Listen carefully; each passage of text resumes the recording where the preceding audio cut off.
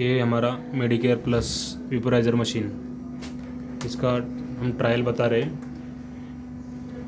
ये हमने पिन लगाया और स्विच ऑन किया।